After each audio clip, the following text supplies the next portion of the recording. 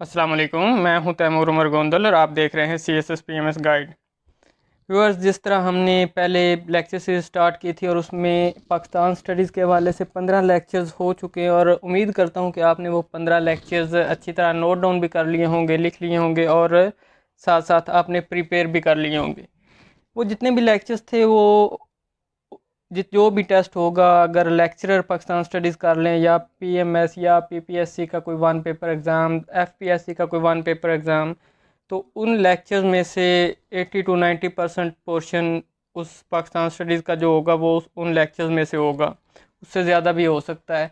तो ज़्यादातर यहीं से क्वेश्चन उठाए जाएंगे और जो अभी हम इस लेक्चर सीरीज़ में नेक्स्ट चीज़ स्टार्ट करने लगे हैं वो है जनरल नॉलेज, जो कि GK है, वर्ल्ड GK, वो स्टार्ट करेंगे। और आने वाले जितने भी लेक्चर्स हैं कुछ दिनों में तकरीबन 15-20 लेक्चर्स होंगे, वो सारे इस वर्ल्ड GK पे होंगे और इसमें हम वर्ल्ड GK को कवर करने की कोशिश करेंगे। जिस तरह आपने पिछले लेक्चर्स प्रिपेयर किए, उम्मीद करता हूँ ये भी आप साथ साथ नोट डाउन करके ये चीज़ें प्रिपेयर करते जाएंगे। और अब तक आपने ये फील किया होगा कि जिन लोगों ने वो नोट डाउन कर लिए उनके पास अच्छा खासा मटेरियल बन गया है, नोट्स बन गए अपने, और अब आप उन नोट्स में इजाफा कर सकते हैं, उन नोट्स को आगे बढ़ा सकते हैं, मज़ीद चीज़ें ऐड कर सकते हैं। जो जो चीज़ें आपके पास आती जाएंगी पास्ट पेपर में से या कहीं से भी आप देखेंगे, वो वहीं पे उन्हीं पोर्शन में ऐड करते जाएं और साथ साथ आप उसको बढ़ा सकते हैं। तो चलते हैं आज की वीडियो में, जो कि वर्ल्ड जनरल नॉलेज के हवाले से पहली वीडियो है और इसमें हम जो टॉपिक्स कवर करेंगे वो वर्ल्ड ऑर्गेनाइजेशन से रिलेटेड हैं। और इसमें आज की जो ऑर्गेनाइजेशन हम देखेंगे वो है UNO, यूनाइटेड नेशंस ऑर्गेनाइजेशन, और फिर यूनाइटेड नेशन सिक्योरिटी काउंसिल, और उसके बाद south Asian association for regional cooperation यानी SAARC और OIC। आज हम इन ऑर्गेनाइजेशन के इम्पॉर्टेंट क्वेश्चंस देखेंगे जो किसी भी टेस्ट में ज़रूरी हैं, टेस्ट में आ सकते हैं और जिनका प्रिपेयर करना ज़रूरी है किसी भी कैंडिडेट के लिए जो किसी भी एग्ज़ाम में अपीयर होना चाहता है। तो चलते हैं सबसे पहले हम यूनाइटेड नेशंस ऑर्गेनाइजेशन की तरफ, UNO की तरफ। UNO, यूनाइटेड नेशन ऑर्गेनाइजेशन, इसका चार्टर साइन हुआ था 26 जून 1945 को और फार्मली ये फॉर्म हुई थी यूनाइटेड नेशन ऑर्गेनाइजेशन, इसकी फॉर्मेशन हुई थी 24 अक्टूबर 1945।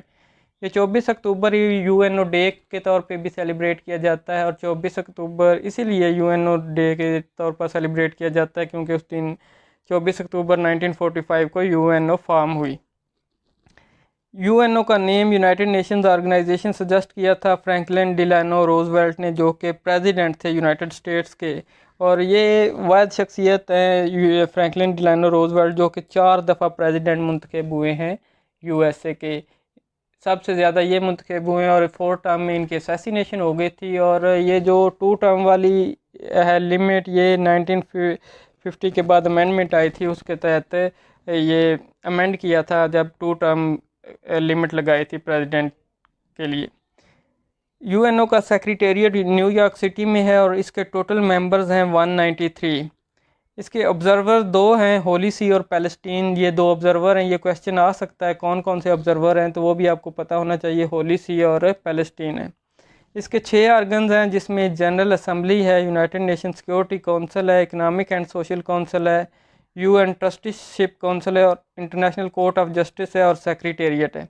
ये जो UN ट्रस्टीशिप काउंसिल है इसका ऑपरेशन सस्पेंड हुआ था 1 नवंबर 1994 को, जब तमाम जो ट्रस्टेड टेरिटरीज थी वो इंडिपेंडेंट हो गई, आज़ाद हो गई। तो उसके बाद इसका ऑपरेशन सस्पेंडेड है 1994 को से। और इसके रीजनल जो सेक्रेटेरिएट्स हैं, इसका मेन सेक्रेटेरिएट तो न्यूयॉर्क सिटी में है, लेकिन रीजनल सेक्रेटेरिएट्स एक जिनेवा स्विट्ज़रलैंड में है, दूसरा वियना ऑस्ट्रिया में है और तीसरा नैरोबी केनिया में है। इसकी ऑफिशियल लैंग्वेजेस 6 है UNO की, और यहाँ पे अक्सर क्वेश्चन आता है कि ये इनमें से कौन सी है लैंग्वेज जो कि UNO की ऑफिशियल लैंग्वेज है, या समटाइम्स आता है कि कौन सी लैंग्वेज ऑफिशियल नहीं है। तो जो 6 ऑफिशियल लैंग्वेजेस हैं वो हैं Arabic, Chinese, French, English, Russian and Spanish. अब इसमें देख लें, एक Chinese, Russian, English, French, Spanish, यानी यूरोप में से आप 2 लैंग्वेजेस ले लें, फ्रेंच और स्पेनिश की, जो ख़ासकर और अक्सर क्वेश्चन आ जाता है कि उसमें जर्मनी दी होती है और स्पेनिश दी होती है कि इनमें से कौन सी लैंग्वेज यूएनओ की ऑफिशियल लैंग्वेज नहीं है, तो वो जर्मन लैंग्वेज ज़्यादातर आती है। ये क्वेश्चन आता है, आपने ये प्रिपेयर कर लेना। बहरहाल आपको पता हो कि ऑफिशियल लैंग्वेजेस कितनी है, तो फिर कोई भी क्वेश्चन आ जाए आप वो अटैम्प्ट कर सकते हैं। यूएनओ पाकिस्तान इसका मेंबर बना था 30 सितंबर 1947 को, यानी पाकिस्तान 14 अगस्त 1947 को आज़ाद हुआ और 30 सितंबर को वो यूएनओ का मेंबर बना। यूएनओ के जो फर्स्ट सेक्रेटरी जनरल थे वो ट्रैगव लाई थे, नॉर्वे से बिलोंग करते थे। और जो first Asian secretary general UNO के वो यू थांट है, बर्मा से बिलोंग करते हैं और इनका टेन्योर है 1961 से 1971 तक। यूएनओ सेक्रेटरी जनरल एक प्लेन क्रैश में डेथ हो गई थी। वो थे डैग हैमर्सजोल्ड और ये थे स्वीडन से। डैग हैमर्सजोल्ड स्वीडन से बिलोंग करते थे और जो प्लेन क्रैश हुआ था वो 18 सितंबर 1961 को हुआ था कांगो में। एक ऑफिशियल कोई विज़िट पे गए हुए थे तो वहीं पे प्लेन क्रैश हुआ और हैमर्सजोल्ड की डेथ हो गई उसी प्लेन क्रैश में। जो पाकिस्तानी प्रेसिडेंट है यूएन जनरल असेंबली का हर साल सेशन होता है और उसमें प्रेसिडेंट हर साल कोई बंदा प्रिजाइड करता है।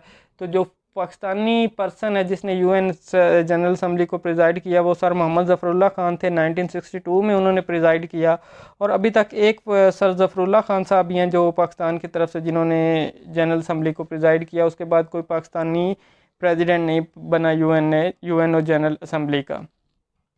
ये थे हमारे मेन जो question UNO United Nation organisation से रिलेटेड जो किसी भी पेपर में आ सकते। एक और इसमें ऑर्गेनाइजेशन में चीज़ है कि इनमें सेक्रेटरी जनरल जो हैं मुख्तलिफ ऑर्गेनाइजेशन के, वो अभी मैं डिस्कस नहीं कर रहा सब के, वो एंड पे करेंगे जब करंट अफेयर्स का हमारा पोर्शन स्टार्ट होगा, उसमें वो चीज़ें डिस्कस करेंगे ताकि जो ये चेंज होते रहते हैं तो करंट अफेयर्स जब भी कोई पेपर होने वाला होगा उसमें हम वो सेक्रेटरी जनरल तमाम ऑर्गेनाइजेशंस के डिस्कस कर लेंगे।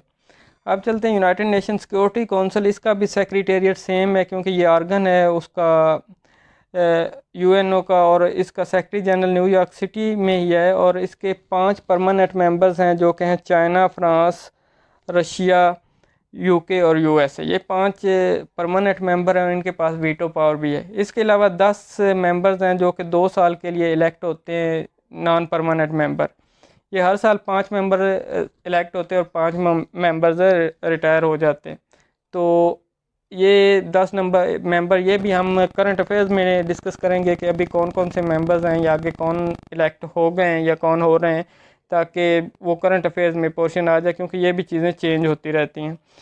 अच्छा, इसमें एक और क्वेश्चन है जो अक्सर आता है, ये एक तो यूएनएससी के हवाले से आता है कि इसके परमानेंट मेंबर कितने, नॉन परमानेंट कितने, या फिर आ जाता है टोटल। अब ये परमानेंट मेंबर हैं, इनके पास ही वीटो पावर भी है। इसकी जो प्रेसिडेंसी है वो हर महीने चेंज होती है, एक एक महीने में एक एक मुल्क के पास होती है और ये अल्फ़ाबेटिकल आर्डर में चलता रहता है। जो स्टेट का आता है अल्फ़ाबेटिकल आर्डर में नेक्स्ट, फिर उसके पास प्रेसिडेंसी चली जाती है हर महीने चेंज होके। इसके बाद हमारे पास है south Asian association for regional cooperation यानी सार्क, और सार्क 8 दिसंबर 1985 को इसकी फॉर्मेशन हुई। इसका सेक्रेटेरिएट है काठमांडू नेपाल में और इसके टोटल मेंबर्स 8 हैं, ऑब्जर्वर 9 हैं।